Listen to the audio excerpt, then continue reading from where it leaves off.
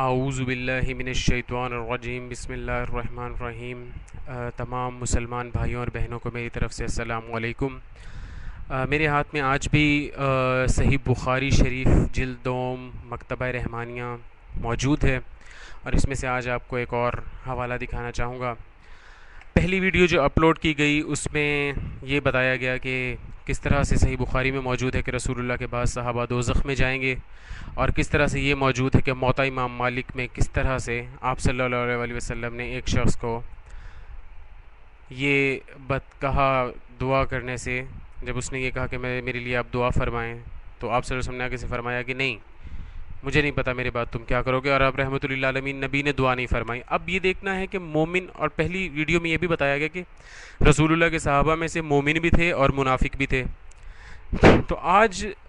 مومن اور منافق کا فرق ہمیں کیسے پتہ چلے گا؟ تو یہی صحیح ترین کتاب، اس کی ایک حدیث ایک حرف بھی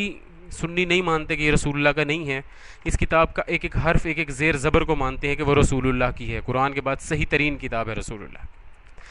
اس میں سے ہم یہ دیکھیں گے کہ ان خصوصیات کے ہمارے جو شخص اسلام کو دشمن تھا، جو رسول اللہ کی توہین کرتا رہا، کیا وہ منافق ہوگا یا مومن؟ اس سلسلے میں آج صحیح بخاری میں سے آپ کو کچھ دکھانا چاہوں گا، اور اس میں ساتھ یہ بھی عرض کرنا چاہوں گا کہ شیعوں پہ جو بے پناہ تہمتیں لگتی ہیں، جی فلاں کے بارے میں گالی گلوچ کرتے ہیں، فلاں کے بارے میں گالی گلوچ کرتے ہیں، فلاں پہ برا بھلا کہتے ہیں، فلاں پہ تنقید کرتے ہیں، تو خدا را اپنی کتاب میں تو پڑھ لیجئے، دعوت ہے ہر صحیح الفکر سنی مسلمان کے لیے کہ خدا را اپنی کتابوں کو پڑھیں کہ ان میں کیا خصوصیات کن لوگوں کی دی ہوئی ہیں۔ قرآن اور رسول سے کوئی شخص بلند نہیں ہے،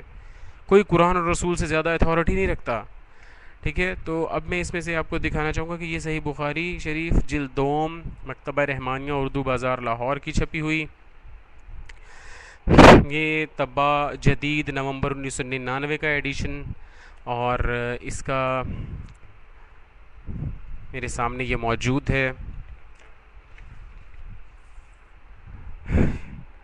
صحیح بخاری شریف جلد دوم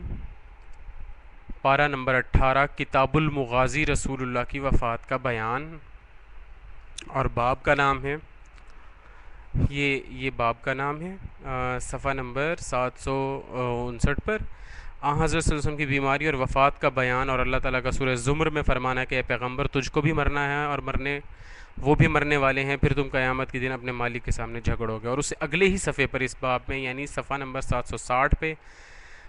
یہ حدیث نمبر 1552 میرے سامنے ہے کہ ہم سے فلاں فلاں فلاں فلاں نے کی، انہوں نے عبید اللہ بن عبداللہ بن عتبہ سے، انہوں نے ابن عباس سے، انہوں نے کہا جب حضرت صلی اللہ علیہ وسلم کی وفات ہونے لگی، اس وقت گھر میں کئی صحابہ بیٹھے تھے، آپ صلی اللہ علیہ وسلم نے فرمایا ادھر آؤ، میں تم کو ایک کتاب یعنی وصیت نامہ لکھوائے دیتا ہوں، تم اس راہ پر چلتے رہو تو کبھی گمراہ نہ ہوگے۔ یہ سن کر کوئی حضرت عمر رضی اللہ عنہ کہنے لگے حضرت صلی اللہ علیہ وسلم پر تو بیماری کی سختی ہو رہی ہے، اور تم لوگوں کے پاس قرآن اللہ کی کتاب موجود ہے، ہم کو اللہ کی کتاب بس کرتی ہے، یعنی کافی ہے۔ اب گھر والوں میں جھگڑا ہونے لگا، کوئی کہتا تھا لکھنے کا سامان لاؤ اور کتاب لکھوا لو، اچھا ہے تم اس پر چلو تو گمراہ نہ ہوگے، اور کوئی اور کچھ کہتا تھا کہ کتاب لکھوانے کی ضرورت نہیں، یعنی حضرت عمر کی جو سربراہی میں ایک ٹولہ تھا وہ کہتا تھا کہ ہمیں ضرورت نہیں ہے، رسول اللہ کی حدیث کی ضرورت نہیں ہے، تو یہ منکرین حدیث کا جو پہلا گروہ تھا۔ جب جھگڑا بہت ہو گیا، بکواس ہونے لگی، تو آپ صلی اللہ علیہ وسلم نے فرمایا چلو اٹھو۔ عبید اللہ نے کہا عبداللہ ابن عباس کہتے تھے ہائے مصیبت وائے مصیبت، حضرت صلی اللہ علیہ وسلم کو بک اور اختلاف کر کے یہ کتاب لکھوانے نہ دی۔ اس سے اوپر بھی اس باب میں اسی متن کی ایک حدیث موجود ہے، جو صاحبان علم دوست ہیں اور تحقیق سے شوق رکھتے ہیں وہ حوالہ پڑھ سکتے ہیں اور دیکھ سکتے ہیں۔ یہ حدیث صحیح ترین کتاب اہل سنت کی صحیح بخاری میں موجود ہے، اور اس میں واضح موجود ہے کہ حضرت عمر نے کس طرح گستاخی کی۔ کیا قرآن حکیم میں یہ آیت موجود نہیں ہے کہ اے لوگو رسول اللہ کے سامنے اپنی آواز بلند نہ کرو، کہیں ایسا نہ ہو کہ تمہارے سارے اعمال ضبط کر لیے جائیں اور تمہیں پتہ بھی نہ چلے۔ حضرت عمر نے رسول اللہ کے ساتھ آخری وقت میں اس طرح سے اتنی زبان بلند کی، اتنا زیادہ ان کے سامنے جھگڑا کیا ان کی بیماری کی حالت میں. کون رسول جس نے پورا دین، پوری شریعت دی، انسان نما جانور عرب یہ سارے ان کو انسان بنایا، ان کو بہترین دین دیا، وہ اپنے آخری وقت میں اپنی وصیت لکھنا چاہ رہا ہے. فقہ اسلامی چاہے شیعہ ہو یا سنی، یہ بات واضح ہے کہ وصیت لکھنا بہت ضروری امر ہے ایک مرنے والے کے لیے. کوئی عام آدمی مر رہا ہو اس کے ساتھ ایسا نہیں کرتا کہ وہ کہے کہ میں نے وصیت لکھنی ہے، اور وصیت بھی اپنے بارے میں نہیں لکھنی کہ تم کو ایک وصیت نامہ لکھوائے دیتا ہوں، تم اس پر چلتے رہو تو کبھی گمراہ نہ ہوگے.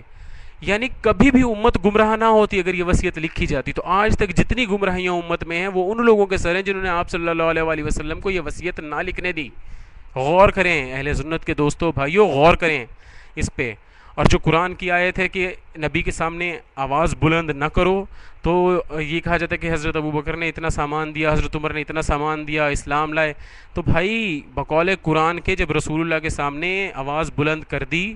اور اس کے بعد آپ صلی اللہ علیہ وسلم کی وفات ہو گئی، اور اس وفات کے بعد تک کسی کتاب میں نہیں ملتا کہ حضرت عمر نے معافی مانگی اور آپ صلی اللہ علیہ وسلم نے معاف کیا ہو. تو خدا را تو اعمال تو سارے گئے نا، ضبط ہو گئے بقول قرآن کی آیت کے. اور دوسری بات یہ کہ اس میں امت کی گمراہی، یعنی قیامت تک امت گمراہ نہ ہوتی اگر یہ وصیت رسول اللہ کو لکھنے دی جاتی. اور آپ صلی اللہ علیہ وسلم اتنے شفیق اور حلیم پیغمبر جو ایک باپ سے بھی زیادہ اپنی امت سے پیار اور محبت کا جذبہ دل میں رکھتے تھے، اپنے آخری وقت میں بھی وصیت لکھنا چاہ رہے تھے جو ہر عام مسلمان کا حق ہے، لیکن حضرت عمر نے نہیں لکھنے دی. اور وہ بھی انتہائی زبان درازی کر کے اور انتہائی جھگڑا کر کے، شور کر کے، جیسے عبداللہ ابن عباس نے ابھی کہا، آپ پیچھے جا کے دیکھ سکتے ہیں کہ بک بک کر کے رسول اللہ کو حدیث نہ لکھنے دی گئی. تو آپ خود سوچ سکتے ہیں کہ جو شخص ایسے بلند کرے آواز، رسول اللہ کی حدیث کی اسے ضرورت نہ ہو، رسول اللہ کی بات کی اسے ضرورت نہ ہو، رسول اللہ کہہ رہے کہ تم گمراہ نہیں ہوگے میں لکھ کے دینا چاہتا ہوں، اسے اس کی ضرورت نہ ہو، تو اس کے بعد بھی پھر شیعوں پہ یہ دعویٰ ہے کہ شیعہ کیوں اسے نہیں مانتے. ہم کسی کو گالی گلوچ نہیں کرتے،